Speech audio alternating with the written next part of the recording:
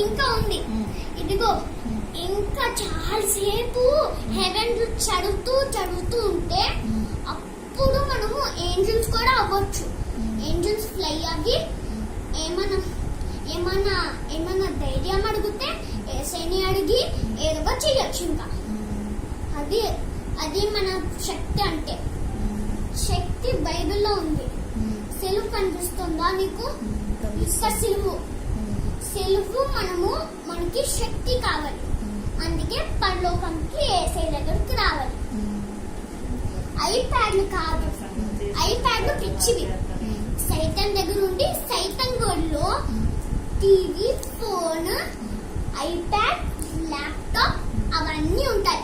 Bible చదువుతానికి ఏం కాదు, లేకపోతే ఆ మంటలో పడేస్తాడు అంతే. అందుకే ఏసై పరలోకంలో ఉండాలి. ఏసై మంచోడు, సైతాను బాగా పిచ్చు. లేకపోతే మనం కూడా రీడ్ చేసి మనం కత్తితో పొడిచేసి లేకపోతే ఏదో ఒకటి మళ్ళీ అది ఉంది కదా ఏదో అంటాడు హెల్లో పడేస్తే ఇంకా మారిపోయి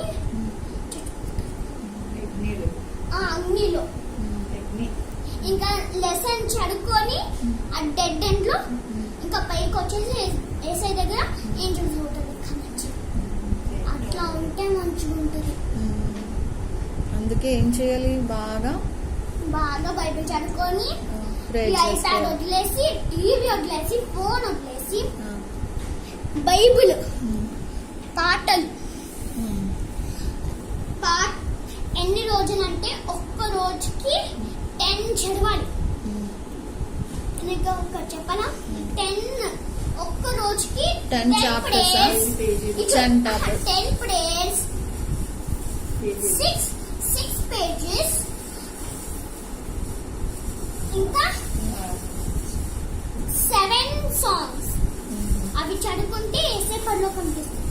లేకపోతే ఇది ఇంకా అది ఈ బైబిల్స్ ఉన్నాయి కదా, బైబిల్స్ 10 లేకపోతే మొత్తం పేజెస్ చదివేస్తే ఇంకా అది ఏం ఇక్కడ మన స్టోరీలో ఉంది కదా అవే చెప్తే ఏసే రియల్ లైఫ్ స్టోరీ వరల్డ్ కి వెళ్ళి అన్ని చెప్పి ఇట్లా జరుగుతున్నాయి, బైబిల్ ఏసై చేశాడు అని చేస్తాడు మామ.